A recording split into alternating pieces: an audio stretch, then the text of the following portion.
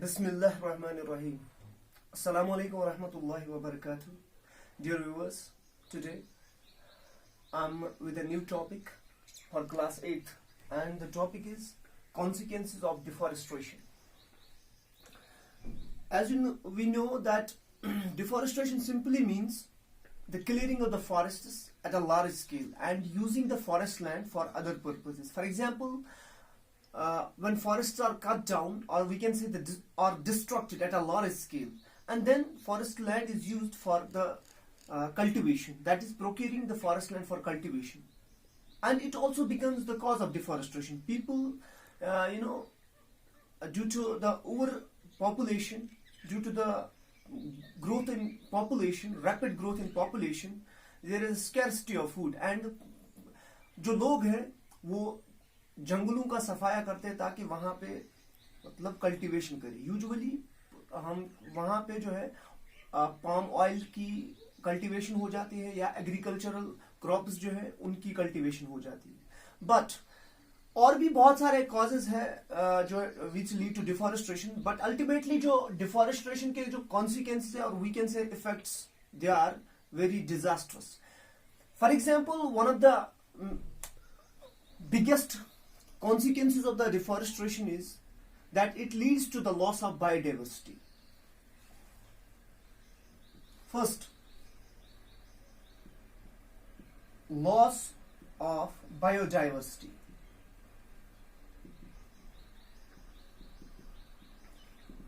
Loss of biodiversity. As we know that almost about 80% of our plants and animals, they inhabit forests. That is कि जो forest है ये इन animals का और in plants का या जो बाकी माइक्रो ऑर्गेनिजम्स है ये उनका हैबिटेट है. तो फॉरेस्ट जो है उनकी लाइफ को सस्टेन करता है. It helps them to survive. तो ये उनका हैबिटेट है फॉरेस्ट. लेकिन ड्यू टू डिफॉरेस्ट्रेशन उनका जो हैबिटेट है वो डिस्ट्रक्ट हो रहा है. तो इन द प्रोसेस क्या हो जाता है, बहुत सारे एनिमल्स जो है वो मर जाते हैं. प्लांट्स भी they also are not able to survive. ठीक है, तो it leads to the loss of biodiversity. That is variety of animals and plants they die out. या कभी कभी क्या हो जाता है, जब उनका फॉरेस्ट डिस्ट्रक्ट हो रहा है, उनका हैबिटेट डिस्ट्रक्ट हो रहा है या डिस्ट्रक्ट हो रहा है, they are migrating from place to another place, and in such a process they may get killed or they may get harmed.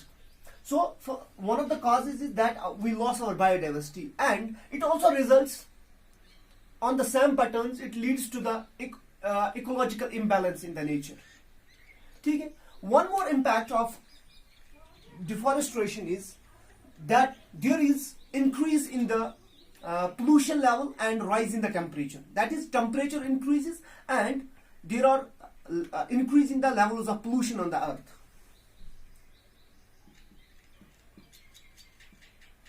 Increase in the temperature and pollution.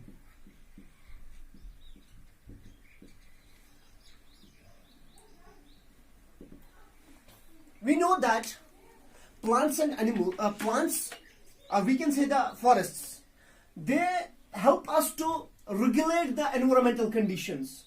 They purify our air. They purify our वो हमारे जो हमारा atmosphere है या जो हमारा environment है इसको साफ रखने में एक they play an important role by absorbing certain harmful gases present in our atmosphere. Usually हम बोलते हैं carbon dioxide, which is a greenhouse gas, because plants use it for the process of photosynthesis. And at the same time they also check other pollution levels. But when forests are disrupted, when forests are destroyed, what it results in the increase in the temperature and the pollution. One more impact of consequence of deforestation is that it leads to the change in the climatic conditions. Change in the climatic conditions.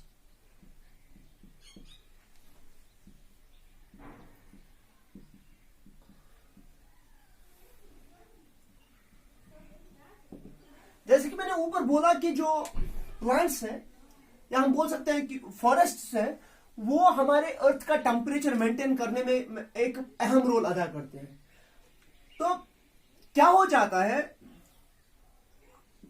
जब forests destroy हो जाते हैं, जब forests destruct किए जाते हैं, ठीक है, बाय ह्यूमन एक्टिविटीज और by natural calamities, natural causes, तो हमारी अर्थ का जो है जो मतलब क्लाइमेटिकली वो भी चेंज हो जाती है। इस सूरत में क्या हो जाता है कि एज वी नो कि प्लांट्स जो है वो they are good carbon dioxide fixers. वो कार्बन डाइऑक्साइड गैस को एटमॉस्फेयर में से ट्रैप करके फोटोसिंथेसिस के दौरान उसका फूड बना देते हैं। उस वजह से क्या हो जाता है, जो कार्बन डाइऑक्साइड का जो लेवल है वो मेंटेन रहता है हमारे एटमॉस्फेयर में, ठीक है। As we know carbon dioxide is a greenhouse gas, लेकिन जब फॉरेस्ट डिस्ट्रॉय हो रहे हैं, डिस्ट्रक्ट हो रहे हैं, उस सूरत में क्या हो रहा है कि जो कार्बन डाइऑक्साइड का लेवल है वो इंक्रीज हो जाता है। उससे क्या है कि टेम्परेचर का जो मतलब टेम्परेचर जो है वो राइज हो जाता है, ठीक है। टेम्परेचर राइज होने का मतलब, ठीक है ना, it leads to global warming. Global warming, global warming simply we say the rise in the earth's mean temperature, ठीक है। उससे क्या हो जाता है, ग्लोबल वार्मिंग से जो है हमारी क्लाइमेटिक कंडीशन चेंज होता है। जैसे कि कहीं पे फ्लड्स आ जाते हैं, ठीक है ना, ड्यू टू क्योंकि रेनफॉल पैटर्न्स वो चेंज हो जाते हैं, या तो ज्यादा कहीं कहीं पे ज्यादा बारिशें हो जाती है तो फ्लड्स आ जाते हैं, या कहीं पे जो है ड्रॉट्स आ जाते हैं, यानी कि there is reduced rainfall. It means it is the impact of deforestation, क्योंकि फॉरेस्ट ही है जो अर्थ का टेम्परेचर मेंटेन करने में एक अहम रोल अदा कर देती है, ठीक है। वन मोर इंपैक्ट ऑफ या consequence of deforestation is that it leads to soil erosion. It leads to soil erosion.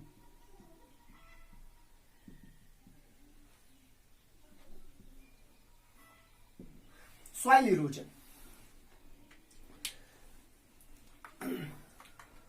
We know that जो सॉइल का जो प्रोफाइल है, सॉइल की जो टोपोग्राफी है, या हम बोलते हैं सॉइल के जो फिजिकल फैक्टर्स है, फिजिकल प्रॉपर्टीज है, they are highly affected by the vegetation and the plantation of an area. जब फॉरेस्ट डिस्ट्रॉय होते हैं तो उस वजह से क्या हो जाता है कि सॉइल जो है वो लूजली बाउंड रहती है अब, ठीक है। और जब रेन आ जाती है तो फ्लैश फ्लड्स भी आ जाते हैं कभी कभी, या due to natural calamities like wind, fast blowing wind, और कभी कभी due to some practices of farming, we can say agricultural practices, क्या हो जाता है कि हमारी सॉइल जो है it is wasted away, it is blown away, and that process is known as soil erosion, ठीक है। सॉइल इरोजन से में क्या हो रहा है, जो टॉप सॉइल होती है, जो कि बहुत ज्यादा फर्टाइल सॉइल होती है, ठीक है, तो ये it is blown away due to wind और due to some farming practices. तो उस वजह से क्या होता है कि जो टॉप सॉइल ये इरोड हो गई, इट इज वेस्टेड अवे, तो जो सॉइल की जो बाकी इनर लेयर्स होती है, ठीक है ना, जो लेस ह्यूमस कंटेनिंग होती है, which are less fertile, they are exposed. तो उस वजह से जो हमारे एग्रीकल्चर पे भी जो है हम बोलते हैं इंपैक्ट आ जाता है। और जब बहुत ज्यादा सॉइल इरोजन हो जाता है ना, तो it ultimately leads to the desertification. Desertification. It leads to desertification. That is, जो फर्टाइल सॉइल होती है इट बिकम्स डेजर्ट, यानी कि अब ये प्रोडक्टिव नहीं रहती, तो हमारा एग्रीकल्चरल प्रोड्यूस जो होता है ना, it is reduced to a great extent. Now one more impact of deforestation is that it leads to, we say जो इन्फिल्ट्रेशन रेट होता है सॉइल का वो डिक्रीज हो जाता है, decrease in the infiltration rate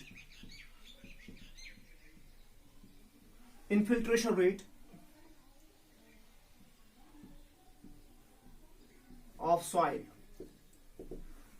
हमारे सॉइल में जो एक नेचुरल टेंडेंसी होती है to hold on the water, क्योंकि जब बारिश आ जाती है तो बहुत सारा पानी जो वो जमीन के अंदर चला जाता है, ठीक है ना, तो वो सॉइल में जो है it is stored as a ground water, ठीक है। वो इन्फिल्ट्रेशन रेट जो वो डिक्रीज हो जाता है ड्यू टू डिफॉरेस्ट्रेशन, और इसका मतलब यह है कि जो वाटर होल्डिंग कैपेसिटी होती है सॉइल की वो कम हो जाती है. Then it ultimately leads to the depletion in the ground water. जो ग्राउंड वाटर होता है हमारा या जिसको हम वाटर टेबल बोलते हैं वो डिक्रीज हो जाता है. ठीक है, तो these are the consequences of deforestation.